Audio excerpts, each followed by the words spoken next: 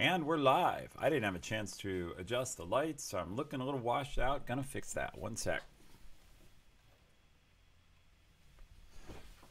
I like that better, even though it makes the room behind me dark. So hey everybody, welcome in. I'm the Easy Coach, Ethan Evans, and today we're here to talk about urgency versus importance.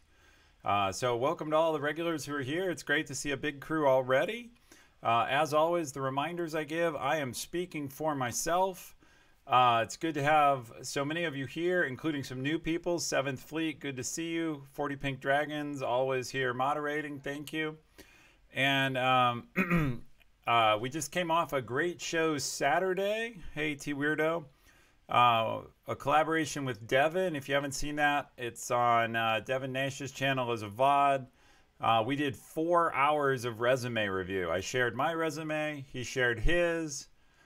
We gave commentary, I'll call it kindly, on a few people's resumes, including Paintbrush Hero, who made the wonderful overlays here. And so I'm excited to see you all. But today we're going to talk about priorities. So all of you already know, of course, how our channel works. And that's that we use a Twitch extension for questions. So we're going to talk about managing importance versus urgency. And I'm going to jump right into that. But the key thing is priorities drive our lives. And I want to be really honest about this. I suck at this, okay? If I were really good at only working on what was important and not getting sucked into what's urgent, and I'll define those terms in a second, I would be much more successful and much more relaxed all at the same time. So this is a show where we're going to be deeply honest with each other. Oh man, somehow we have killed the chat color in the overlay. I'm sure that's me. Let me see if I can fix that real quick so that chat is on screen. I wonder why it's not. 1 second. Why did it go away? I have no idea. It should be there. It's not. So we have some stuff broken. That's from putting in the new overlays. So chat won't show up on screen. It should be over the red in the bottom right, which is weird because it was there last time we did this. But I will figure that out before we broadcast on Wednesday when we have Mugendra here. And in the meantime, I wonder what I'm killing to make that happen. Oh, I bet I know. Hang on.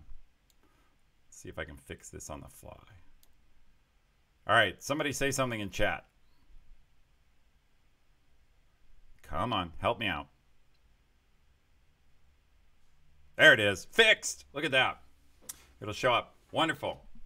That's the best way to get chatting engagement I know of. All right, let's jump right in since I was distracted. So look, let me flip over. We'll see if I have this right on this camera.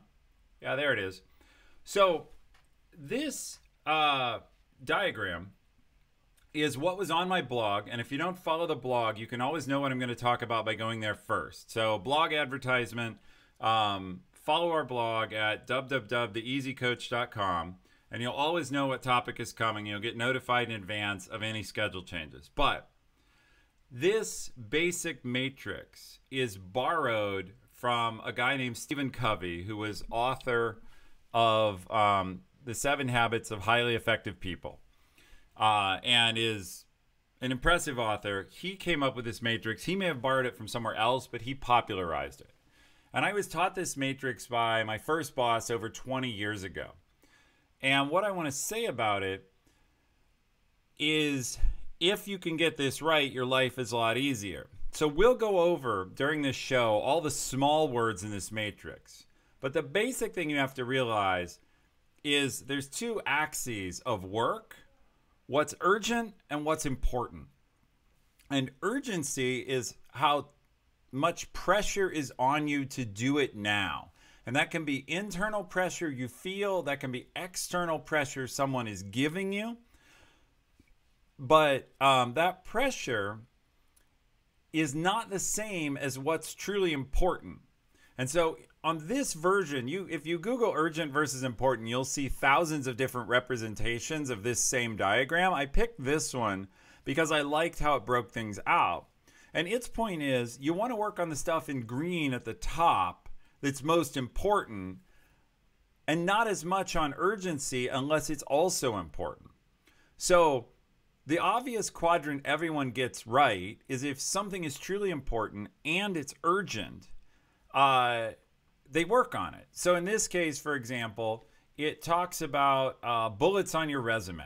Something that's going to become an accomplishment you put on your resume, whether it's your college degree or hitting your sales quota at your job or whatever.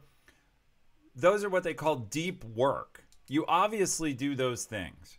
Then there's the things that aren't as urgent, but are more important. And what happens is most people fail, and instead of going to the left on this diagram to things that are important but less urgent, they get sucked into going down into what it calls procrastination and says you should limit.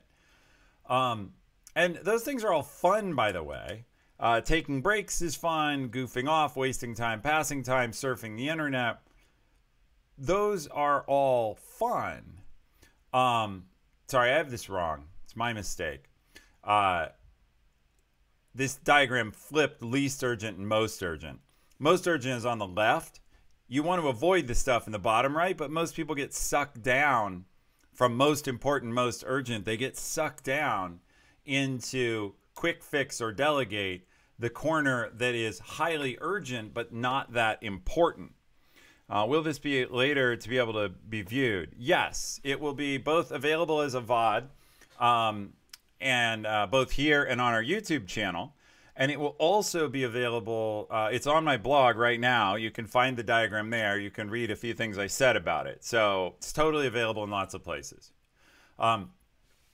Okay, so people get sucked from the upper left corner, the most important, most urgent, down into the least important, most urgent. And this is what you really want to avoid. And it says here the ways to avoid them are fix it quickly or delegate. And delegate can also mean don't do it. So these are interruptions, distractions, pointless meetings. Now I wish I could do a show of hands easily. If I were teaching in a classroom, I would absolutely have people raise hands about how many people feel a lot of their meetings are pointless. Similarly, email. And if you prefer here, you can talk about Slack. This is older. You can talk about Slack. You can talk about texts. You can talk about chat messages. You can talk about all of this. Thank you, Zelkova204. Clearly, you're clapping about how many pointless meetings you're in. And I see a lot of them even at Amazon, where theoretically I control most of my meeting schedule. We still have pointless meetings some of the time. Hey, Hephaestus. Hephaestus runs his own company, and he has pointless meetings, apparently. So that tells you right there, they're hard to avoid. I will talk for a minute about email.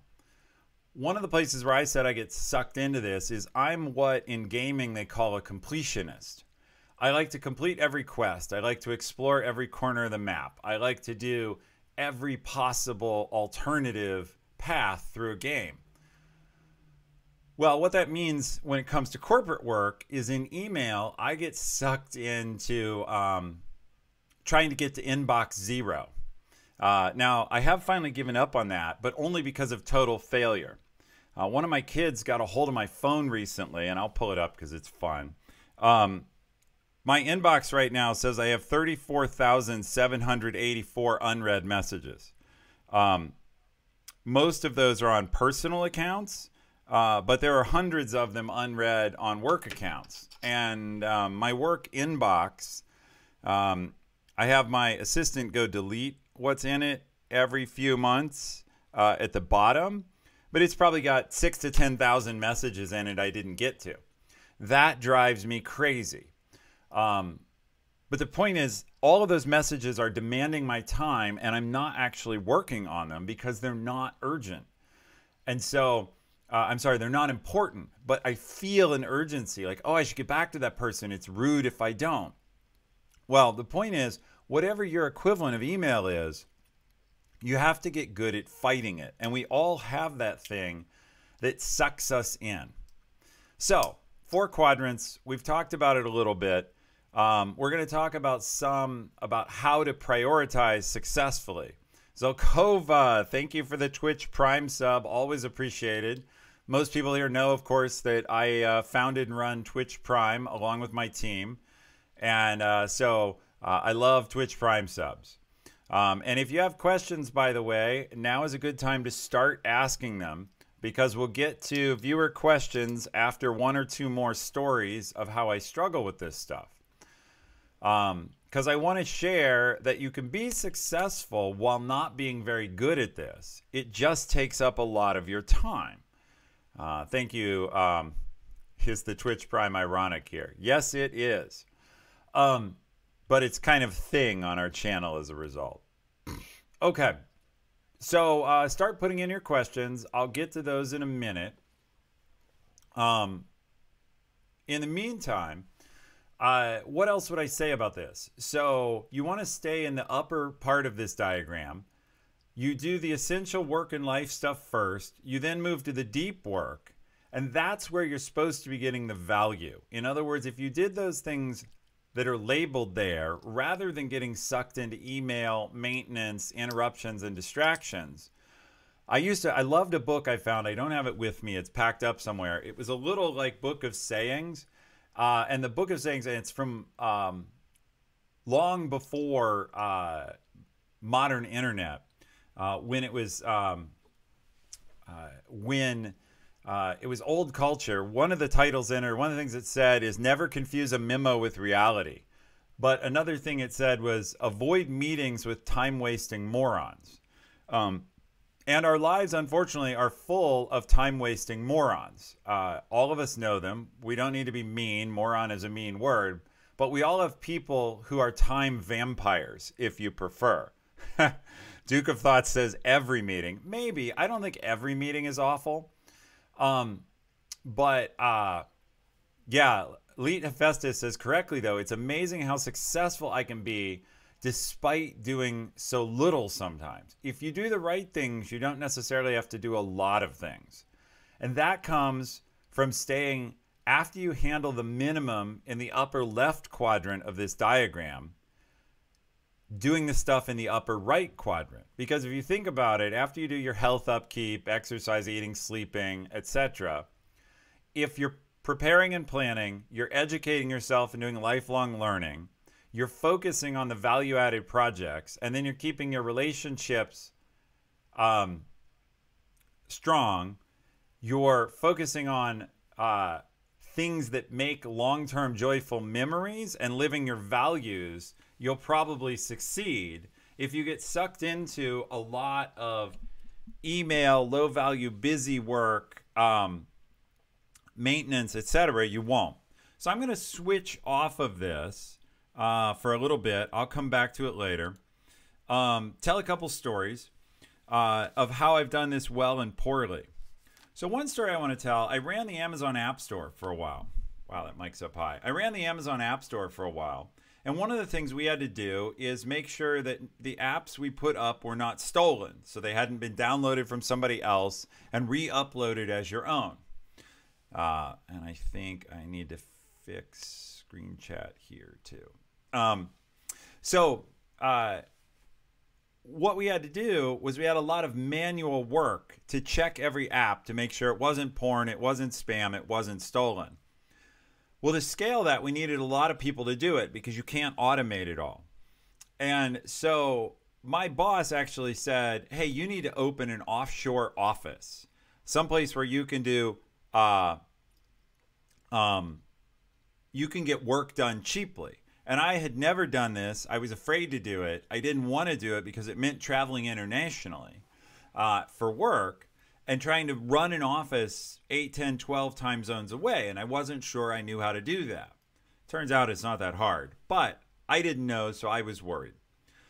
The key is, he told me, well, you've got all year, but I expect you to do it. And so it became important. It was something I had to do. And he was right. We eventually ended up with 300 people in that office. They thought they had astounding jobs. And I can back that up in a second, because when I tell you what they made, you'll think, no, those are shitty jobs. So we hired 300 people in that office. We paid them $8,000 a year. And you're like, not too good. But it was Bangalore, India. And why was that a good job? Like, why am I not saying, oh, we were just paying people somewhere else poorly? Well, when we had openings for 2 spots in that office once, the manager of the office said, hey, he told his team, he said, hey, if you know anybody we should hire, tell them to come by Monday and we'll consider hiring them. Just put the word out, through your friends or whatever. Well, the next day, I think it wasn't a Monday, it was like midweek, I was in India visiting the office, and I came by, and the entire lawn of our building had so many people. Yeah, Asset says 50 people showed up. It was more like 500. And so we actually had a crowd control problem where we had to drain HR out of the building to go down and talk to people and collect resumes, just so that people didn't get mad like this was false advertising. Yeah, holy crap is exactly right. So the point is, those jobs are super desirable. But the equivalent job in Seattle probably would have cost us 6 to 10 times as much, certainly 6 times as much. And so we were getting like a 6-to-1 ratio. And yeah, Duke of Thought here says, I read an article where 1 million people applied to 500 railroad positions. I completely believe that. Black Belt Man 3D, welcome. Thank you for following. If you are lurking out there, we appreciate follows. And we're going to roll to questions shortly. So if you haven't used our extension and started asking questions, you should. Coming back to urgent versus important, though, the key point here is, had my boss not made that a goal I had to focus on, and had I not done that focused long-term work, we would have scaled poorly in the US. I'd have had to try to figure out where to fit 300 people, and I'd have had real trouble getting people to come into that job. People are asking questions, by the way, in chat. We do those all in our extension.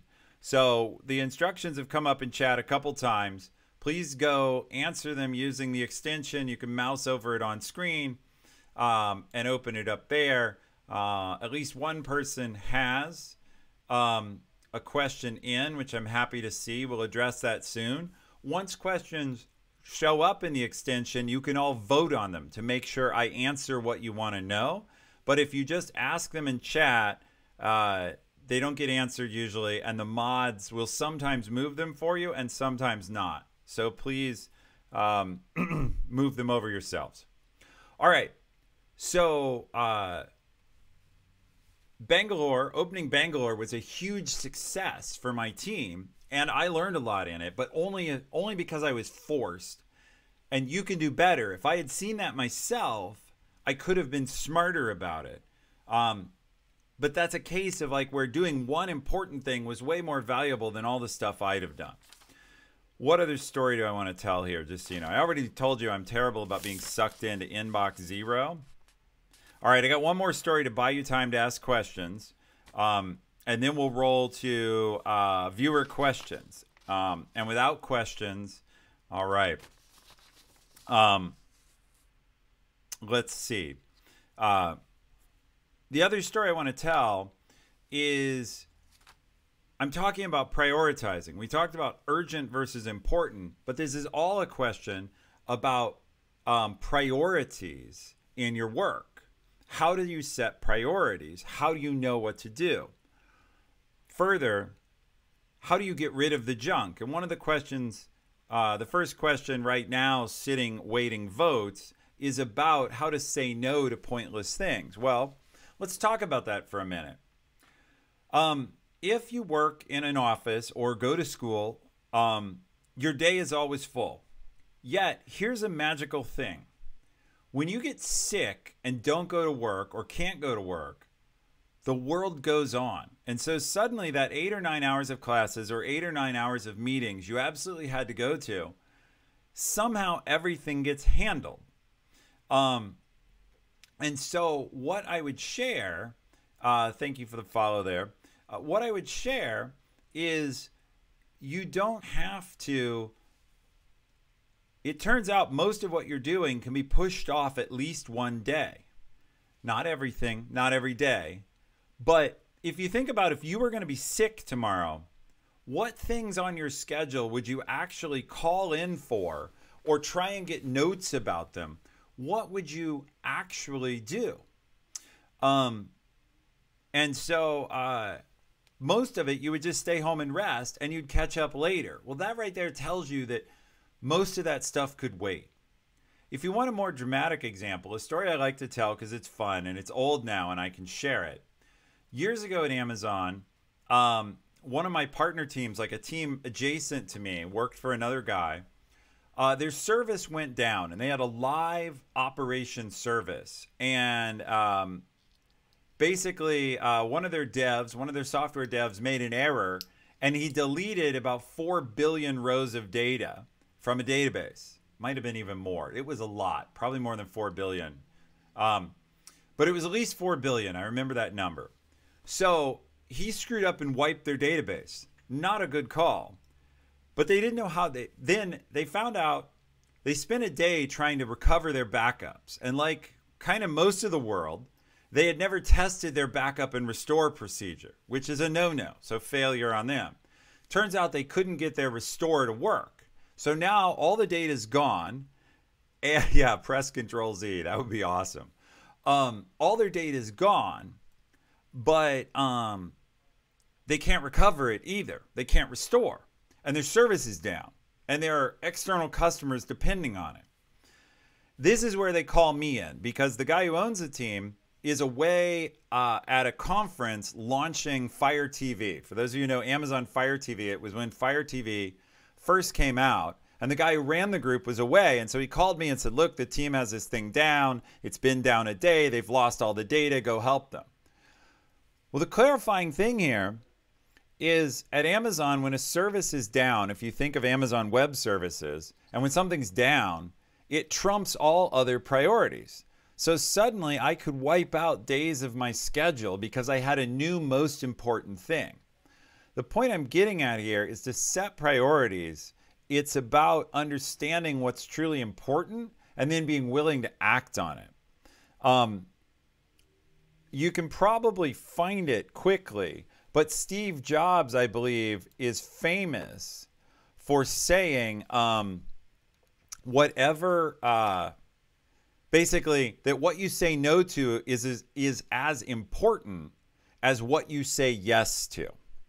So those are the stories. I see some people have voted on questions. That's awesome. We have a big audience here. We're ready for questions. Mods, pin the first question and let's talk about it. And that question is, given no data or the lack of good data, how do you determine priorities where everyone group thinks their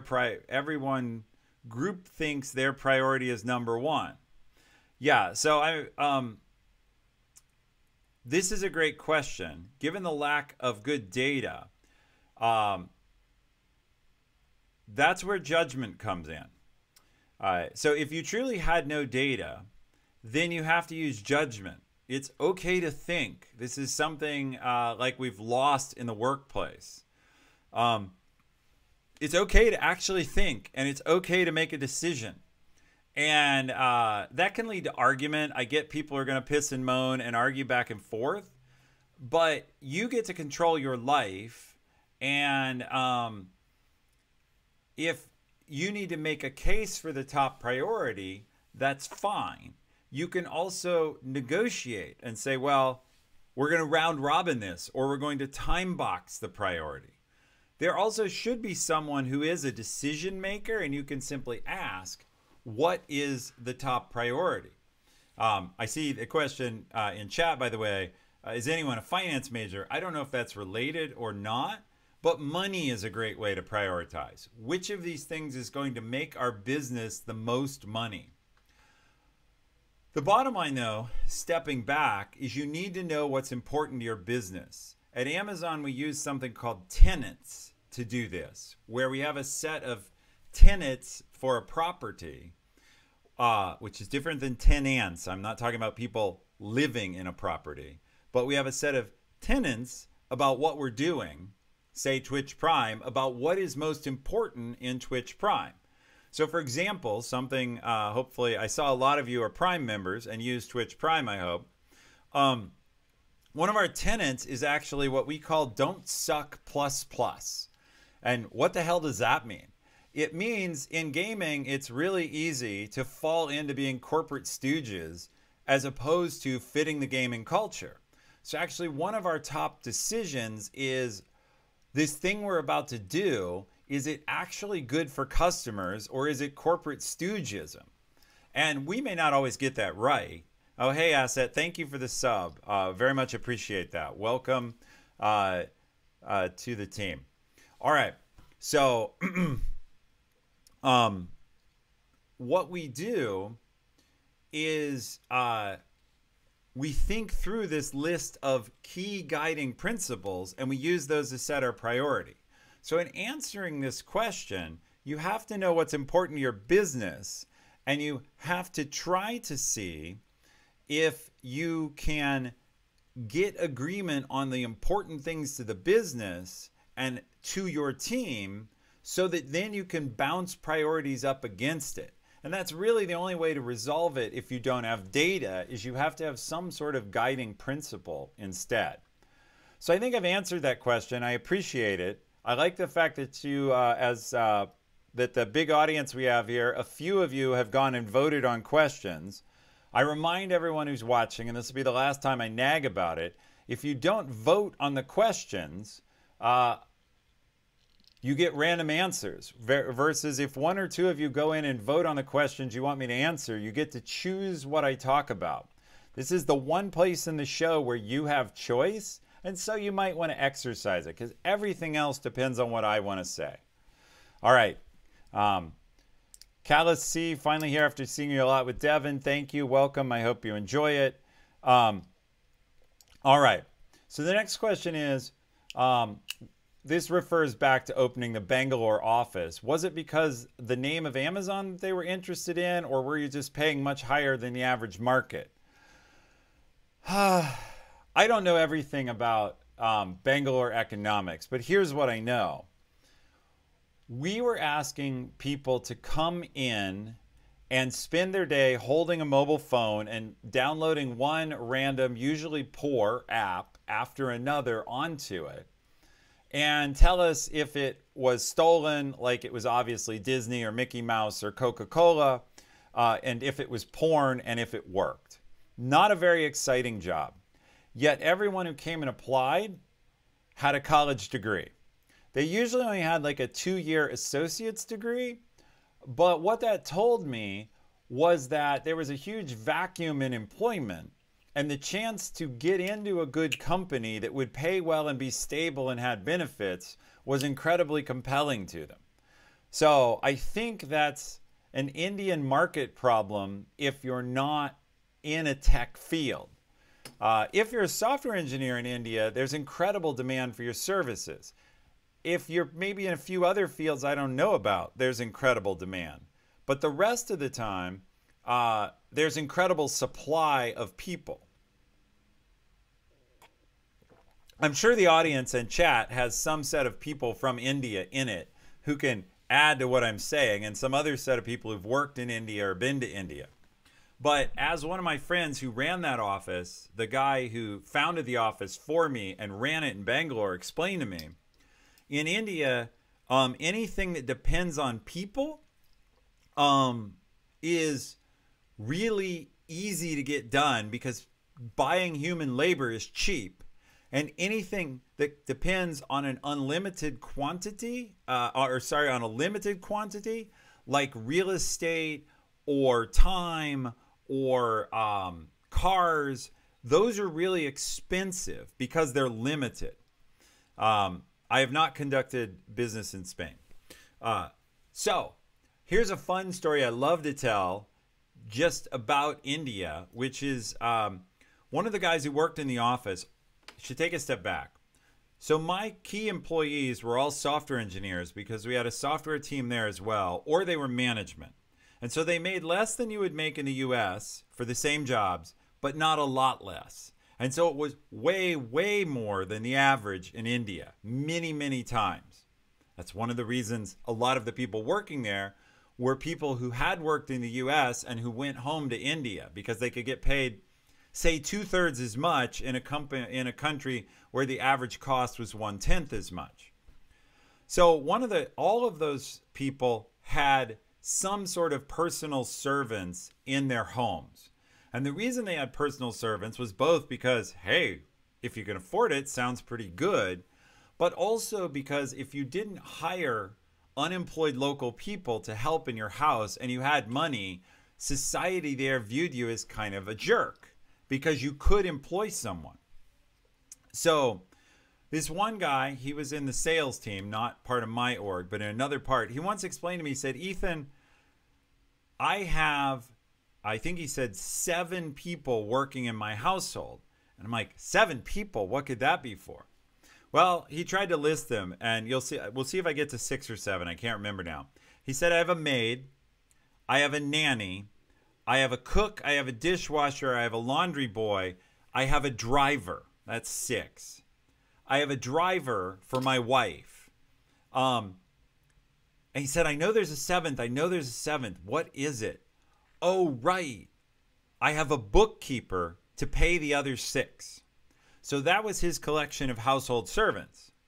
Now, the part about this, that if you haven't been to India or you haven't been other places in the third world where there's a lot of unemployed people, that will blow your mind is, first, if any of you have ever seen a maid service in the US or had maid service in your house or your dorm or your frat house or whatever, they come once a week.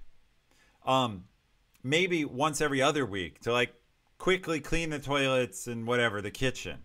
And they're there an hour. In India, the maids I saw came once in the morning and again in the afternoon every day.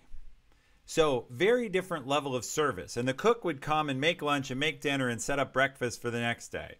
And Dr. Jabri says the servants live with them, which is also often true. This was not the case with the people I saw in Bangalore, but it's a full-time job or can be. Well, coming back to this guy who had these 7 servants, what do you think he paid to have a maid who comes twice a day, a driver for his wife? I'm talking all together now. Maid, driver, cook, nanny, dishwasher, laundry boy, bookkeeper, whatever else I didn't mention, the 7 I mentioned earlier. $2,000 a month, Lita Festus. Hi, try again. Someone from $2,000 a month. Nope, he was paying $300 a month.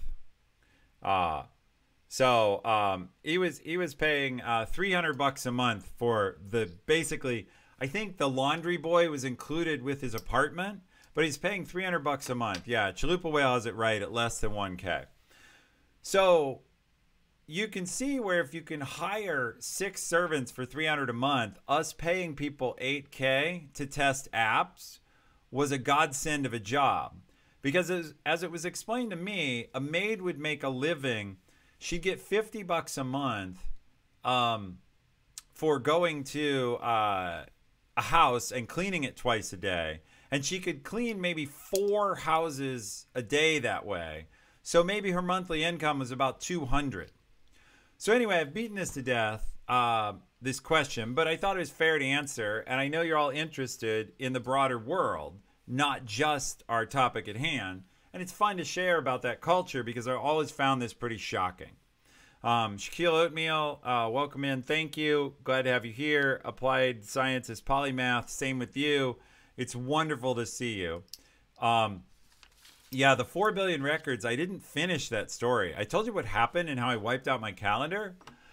The best part about that story, the 4 billion lost database records, the service had been live 2 years. Oh, Black Belt Man 3D, thank you for the Twitch Prime sub. Welcome to our team. Bojack, good to see you here. Love the perspective not many people know about. Yeah, if you haven't had a chance to travel to a place like India or Africa, some of the Middle East, there's a lot of regions. It's well worth taking that trip just to understand the rest of the world and how it works. Our maid is paid $600 a month plus all living expenses. That's awesome that you're able to do that. And where did you say you were, Dr. Jabri? I lost track of that. I know you mentioned it. Possibly different economics, but even still, $600 a month and then the living expenses is not a lot by U.S. station. Kingdom of Bahrain. Very good. All right. So going back to this database story, because I didn't finish it, they had all their logs. It turns out even though they'd been live for 2 years, they had kept all their logs. And they had 2 years of log files. And the actual decision of how to get the service back live was to wipe out everything, which had already kind of been done, but clean it completely out, and use the vast power of AWS to replay all the logs from 2 years in about 48 hours. And so it was the most impressive thing I've ever seen. In Amazon Web Services, we have lots of principal engineers, the highest level of our engineers. And they work as a special team when something is down. So we basically reached out to some of the database principal engineers and some of the EC2 guys who owned kind of our reserve fleet of really beefy machines. And they set up a big parallel job to replay instances, to replay logs into the service. And in 48 hours, they replayed 2 years of log data. Yeah, the 4 billion lines was basically the majority of this database. And so they just replayed the logs. And what I learned from that was, oh my God, the hidden power of having a cloud computing solution and having the ability to pull on the excess capacity when you're in trouble. They just basically, engineers like myself, and I'm sure there's a lot of computer scientists here watching this stream, we love what's called the elegant solution, the clever algorithm, the fancy way to fix things. This was pure brute force. They just took a look at it and said, you know, we could think about this and try and figure out why the restore is not working, or we could just brute force it, make a big parallel supercomputer and cram it through. And so that was fun to see happen. All right, I've been off topic. I'm going to go back to urgent versus important here. So let's roll to the next question because it's a good one. How do you think about urgent versus important in your personal life? This is tough. And I appreciate you folks that want to put in more questions because there's only a couple left that have only one vote. And so go into the question widget and upvote some stuff or add new. How do you think about urgent versus important in personal life? Well, let's switch back over to that diagram real quick. We'll go back over here. So urgent versus important in personal life. I think it's incredibly critical because there's so much in your personal life that can be urgent but isn't really important. Take the trash out. Mow the lawn. If you haven't heard my rant before, I hate mowing the lawn. And of course, it's a loaded question, right? Chalupa. I agree with that. My answer to that would be to read Atomic Habits by James Clear. I know about something called The Leader Habit by Martin Lanik, which I understand is somewhat similar. I've heard a lot of good things about Atomic Habits. Regardless, you can get bogged down in your life doing all sorts of nitty-gritty small things, and they can squeeze out the few things you'll remember. Jeff Bezos has a saying here. He uses something called the no regret framework. And the no regret framework is basically trying to live your life in a way that when you're old, you'll have no regrets. But I will step away and bring back my artifact for how I think of urgent versus important in personal life, and I'll tell the story of it. So give me 1 sec.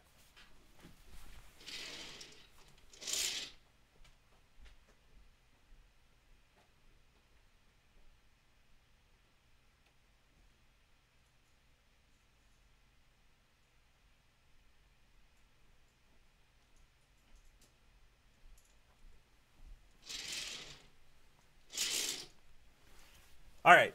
So I'm going to switch cameras real quick, and then we'll talk more about this. Hang on. Go back to one camera.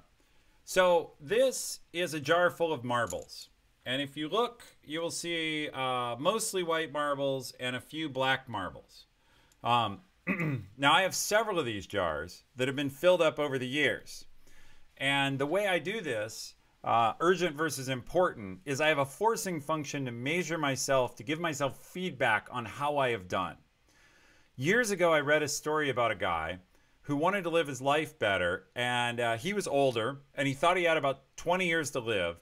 So he got a jar that could hold 1,000 marbles. And he got a bucket of white marbles and a bucket of black marbles. And at the end of every week, if he had spent that week well, he put a white marble in the jar. And if he felt he'd spent it poorly, he put a black marble in the jar. Well, it's very visual. And so it took me a while to do it, but I started doing that. And so, I don't know, this probably holds 150 marbles, maybe not quite 100. So this particular mug has... I don't know, 2 years worth of marbles in it. Now, I have another one that's bigger that's already full, and I'm working on my third mug of marbles. So I've been doing this for 6 or 7 years.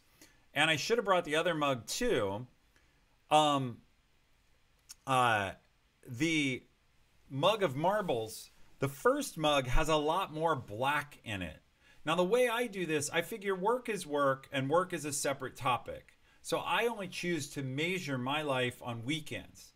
And every weekend, at the end of the weekend on Sunday night, I have a ritual where I either put a white marble in the jar or a black marble in the jar. And that, to me, is a really good way to force myself to think through this question of what is urgent versus what is important. And so... that's how I do it. And what I can tell you is over years of doing it, the number of black marbles I put in the jar has gone down and down because I've learned how to change my life. Now, has it been a 5-year process to greatly reduce the number of white marbles? But they went, yes, it has. It has been a 5-year process, and I mean to reduce the number of black marbles. But that 5-year process, I've gone from, my original ratio was one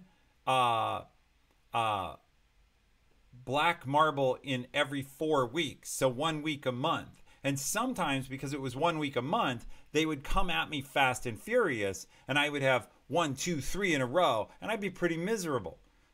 Because if you go weekend after weekend hating things and thinking like you're wasting your life, it's going to get bad. Meanwhile, if you look at this, it's probably 1 in 10. If you were to look at the jar I'm filling now, it's probably 1 in 15 or 1 in 20. Now, I don't have this illusion that life will always be perfect. So there's always going to be black marbles. As an example, 2 black marbles I've had this year, right? People know this, I think. My mom passed away. So, like, kind of a bad weekend. Nothing I could do about that. Spending the weekend, like, upset about that. It was fine, but it wasn't really what I wanted. Oh, thank you, Dr. Jabri. And then later that year, this summer, we went and spread her ashes as well as my mom, as well as my dad. We had kept his ashes. So that was another, like, it was good in its own way, but like spreading ashes, my dad died many years ago, but we had kept his ashes. Walking around our family farm, spreading my parents' ashes, black marble weekend. Life isn't always going to be like, yup, vacation, skiing, wonderful time with family. There's going to be down parts. But now I want to read some of these comments that went by. I'm going to take a minute and look at them because I saw people. So you have my mechanism. You can use this. You can try it yourself. It basically costs nothing. You could do it with chalk marks on the wall. I love the visualization. Plus, I had these cool mugs from my hockey league that I needed something to do with. All right. Let's see. I noticed that Furoki, who I respect a lot, said, I don't agree with the no regret framework. Would you rather have a happy life and somewhat sad death or a sad life and a happy death? Obviously, I'd rather have a happy life. I think the problem is if you're having regrets, you're probably having an unhappy life through a lot of the time of your life because you're piling up regrets. Yeah, is it too much to ask for both? Anyway, T Weirdo sometimes gives me half a black marble. That's true. No, it's not. All right. So I think I've answered this. We're going on to the next question. I hope that works for you, though. If any of you adopt the marble jar, let me know how it goes. So the next question is, what is the time required to be a successful L8 and then get to L10 if you get the boxes right? This probably means nothing to most people, so I will translate it as best I can to English. What this says is, how long do you need to be an Amazon director in order to become an Amazon vice president?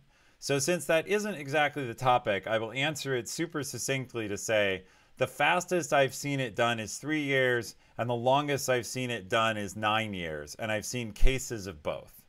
And so whoever asked the question, if you want to join our Discord and ask me more about it one-on-one, or since you must be at Amazon, if you want to come ask me in person, feel free. But I'm not going to kill sort of stream time on that.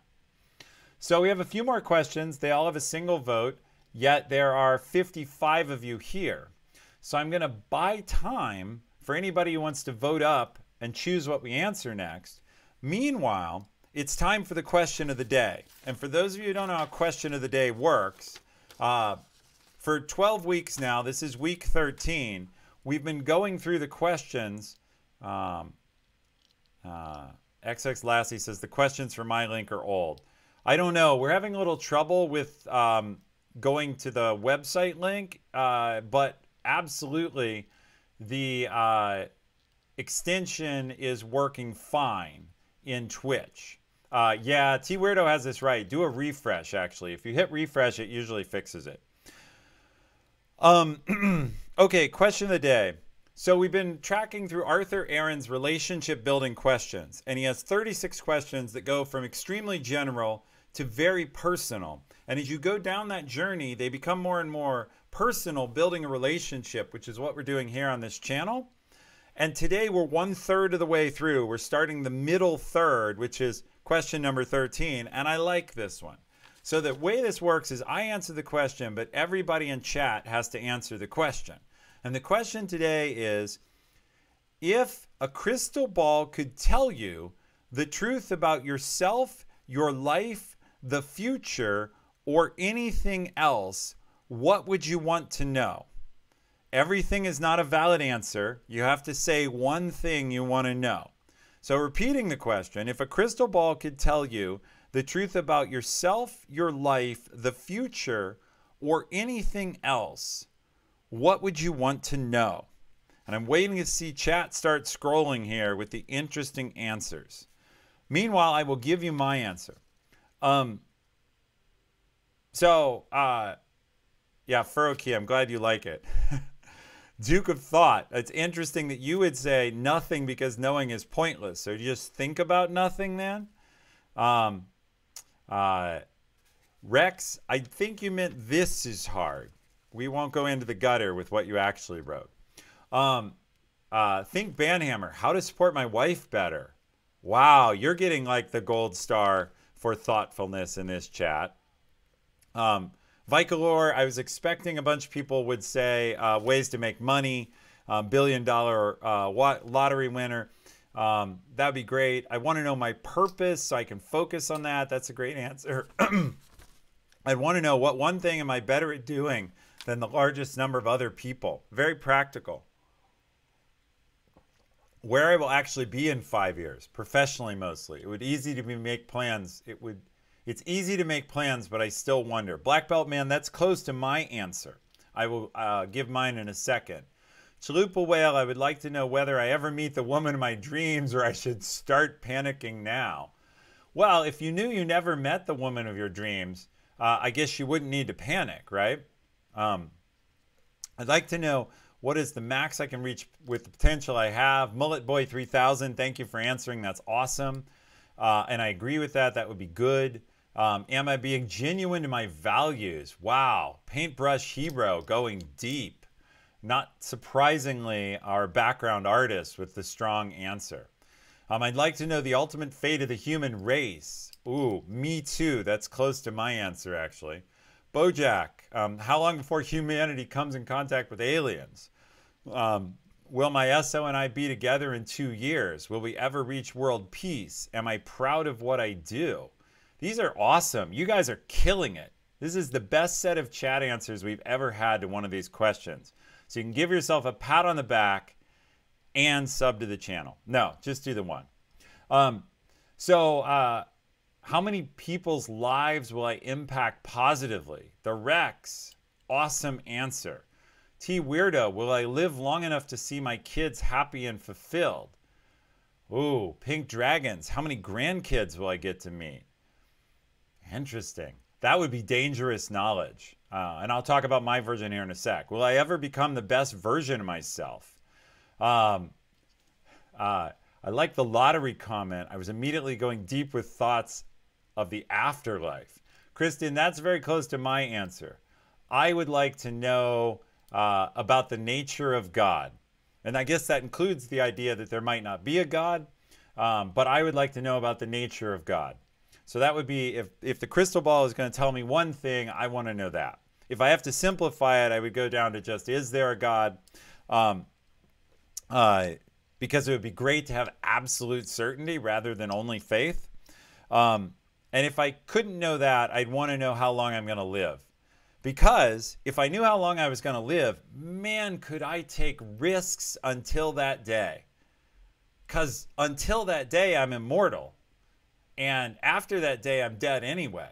So, like, suddenly, I'm going to, if I truly believe this crystal ball, which is a good question, like, naked skydiving over a pit of sharks from 3 miles up, somehow I'm going to live. It's amazing. We just buffered. That's weird. Let's see if that comes back. All right, we had a hiccup in the stream. I'm not sure what that was about. We'll go back to questions in a second, but you guys are killing it on this. Best answers ever. Am I proud of what I will do? What is the question again? Okay, Dr. Jabbery, the question is, if a crystal ball could tell you the truth about yourself, your life, the future, or anything else, what would you want to know? Let's see. So we're almost through everybody's answers. Are aliens real? How can I come into contact? Chocolate chip. Wait, the question could be about anything? Sure, Furokey. It's if a crystal ball could tell you the truth about yourself, your life, the future, or anything else. So, yeah, anything. Duke of Thought, the solution to the Riemann hypothesis would be a good one. All right, so you got to come back, Duke of Thought, with what is that? I think I've heard of it, but I don't know as I could call it out. You also have to say what your background is now. Liger Box, our doctor from Singapore, have people who lose their ambition as they grow older and slow down figured out that I haven't, or do they just figured out something I haven't, or do they just run out of energy? As best I can tell, they run out of energy. Moonosaurus Rex, will I be financially stable? Black Belt, where will the human race be? Healthful. If I will ever unlock my full potential and how I would utilize it. Wow. These are the best answers we've ever had to one of these questions. Usually fewer people answer and they're not nearly as deep. Maybe I need to do like a whole stream on this crystal ball because clearly you're engaged. I would probably spend like hours trying to figure out if you could create a question to improve humankind the most. Well, Furokey, I guess there's like a way to do that. Like, how do I end poverty? You might have to add some caveats if it's like a crystal ball that operates like a genie, because its answer might be like exterminate humanity or something. But yeah, there's powerful questions. Webcraft is asking essentially my question about God, which is, were we truly created? At least that's how I interpret it. It's not my job to tell you what your question meant. Okay, let's see. I guess mine would be seeing how much failure I'd go through to get to the point of success, and it doesn't need to tell me how to get there, but how long. I will want to know the best question I could have asked the crystal ball. Well, that would suck, wouldn't it? The best question you could have asked is something else. Okay, yeah, we froze for a little bit. Yeah. Okay, what else we got? You guys have killed this. I think I should move on, but this is like the longest and best answers we've ever had. And I'm really thrilled, by the way. We have a great community here. I'm honestly thrilled how many of you were asking questions about the good of humanity. That's fantastic. There are a few of you now, like, think humanity's doomed. But Duke of Thought says, okay, I graduated university recently with a degree in chemical engineering and physics. Strong combo. So what's the Riemann hypothesis? I need to know. I guess I could Google it, but I'm busy streaming. So tons of people have voted on topics. We have a question that's blatantly labeled off topic, but I will answer that in a fun way. So go ahead and pin that one up. And thank you all for those of you who participated in the question of the day. And meanwhile, we'll answer the top question, but we're going to do it this way. We're going to bop over to schedule on my website. Yeah, okay. So here we go. I'm going to switch views real quick. So this is theeasycoach.com.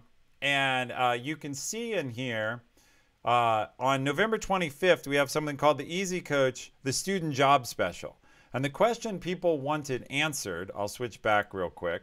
The question people wanted answered are any tips on performing well in the assessment centers, which I assume you're talking about in Amazon. How do you perform well getting an internship or entry-level job through our online assessments? If you meant something else, I don't know what you mean. I think that's what you all mean. Well, I'm bringing you the man who can answer.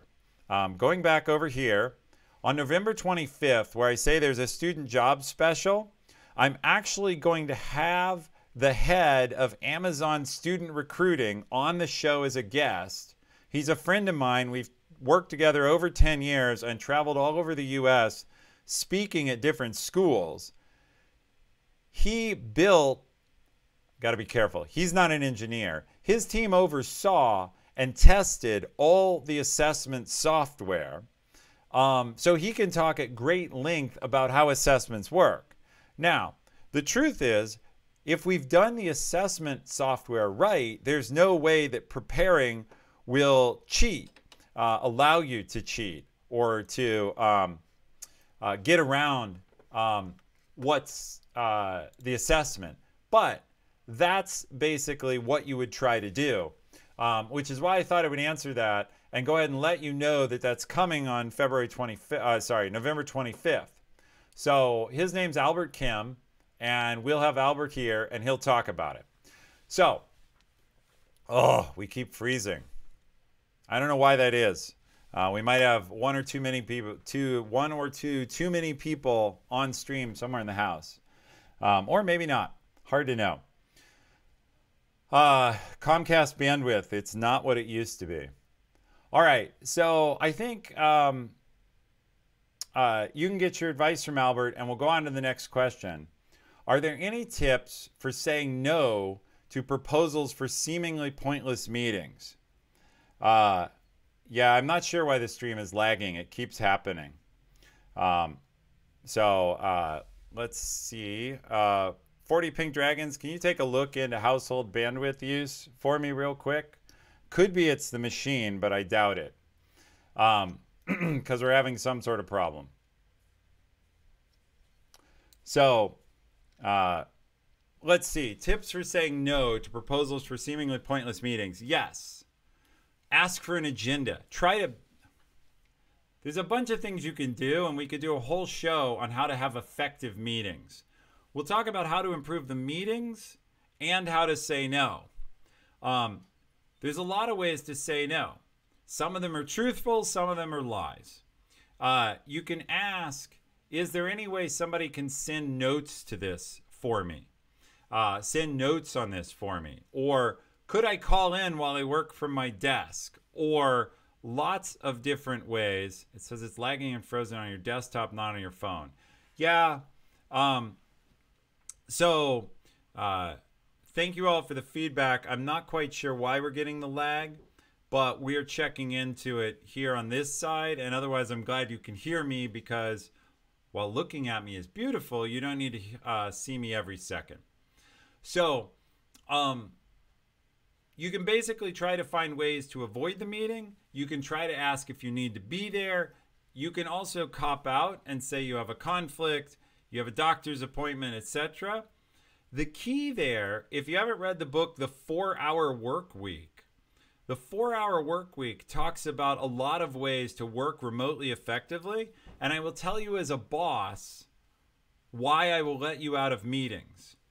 If you are able to promise me better results and show me better performance because I keep you out of time-wasting meetings, I will do that. I will stop asking you to come as long as your productivity goes up. Because in the end, I'm paying you to be productive, not paying you to come to meetings. So the key you have to show me is that you can be more productive. As long as you do that, if you want to read about this whole thing, read about it in the 4-Hour Work Week as a book. It's on my list. If you scroll down, if you're on the web, it should be on my book list. I can probably pull it up over here again. Let's see. So if you haven't read the 4-Hour Work Week, it will tell you all about how to demonstrate productivity so that you don't have to do things at work you don't want to. And I'm telling you as a leader, I'll buy into that. If you give me more results through an alternative method, I will absolutely let you do that. Did I not put this on here? I'm going to be really sad. All right. It's not on my book list. I'm a big fat liar. Sorry about that. I don't always recommend it because some of the advice the author gives is a little bit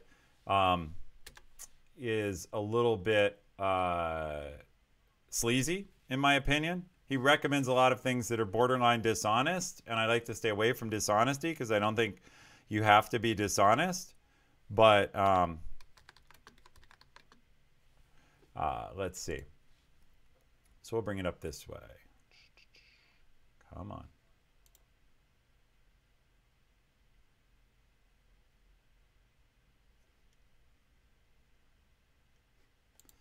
All right. This is going to be really funny. I'm going to flip over to the other screen, and you'll see how much I believe in this book. You purchased this 3 times. You purchased this item on March 27th, 2010, but apparently I've bought other people copies of it. So the 4-Hour Work Week, escape the 9 to 5, live anywhere, and join the new rich. Who wouldn't want to do that? The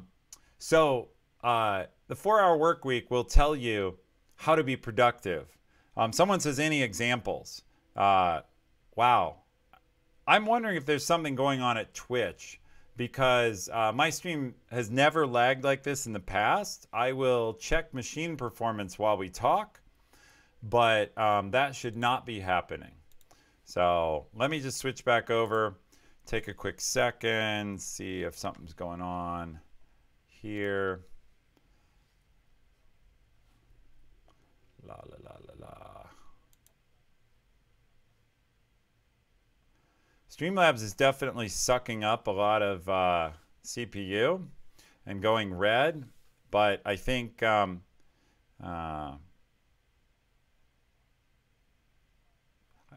killing it won't help. So there's definitely Streamlabs is choking on something, but I don't know what it is.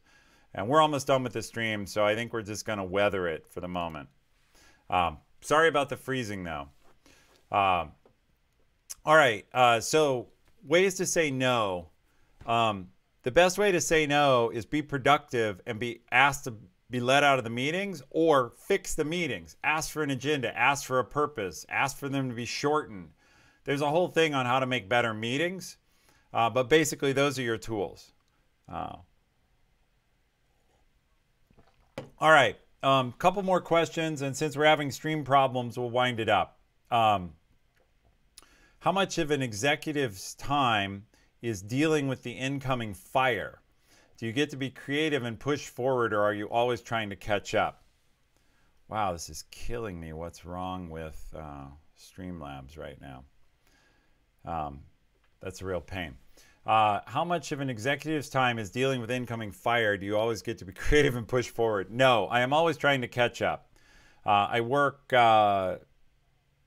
lot longer than 40 hours a week. Most of that work is on things that are urgent, not important. If you were here earlier in the stream, I talked about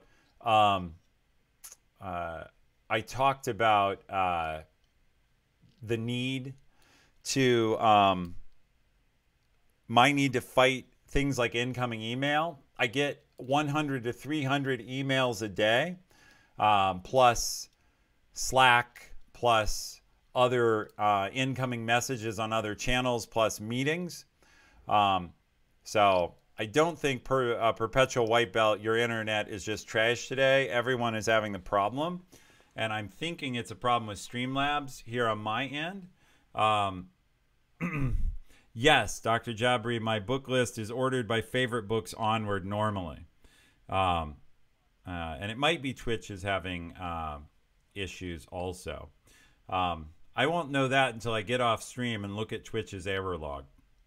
But it's possible. All right. How much of an exact... So I feel like my time is sucked up by junk work also. And I actually try and do most of my thinking outside of work hours, because I did a show with Devin once. You can go find it with Devin Nash on his channel, where I shared my weekly calendar. And my weekly calendar, if you look at it, showed that basically every hour of my day is booked with some kind of meeting.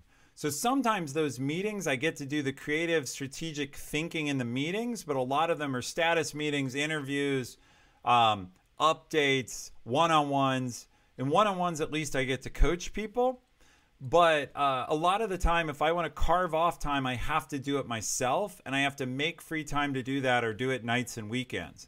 The key, I would say, is it doesn't take that much thinking time. Focus on the important. Leet Hephaestus, if he's still here, said this already. And yes, you're allowed to have Amazon affiliate links. Yeah, and me as an Amazonian, I'm still allowed to have an Amazon affiliate link for a bunch of reasons. But none of them are weird, particularly since I'm donating all the proceeds. But basically, Amazon loves anybody to sell more Amazon, and that includes me. So there's no issue there. Anyway,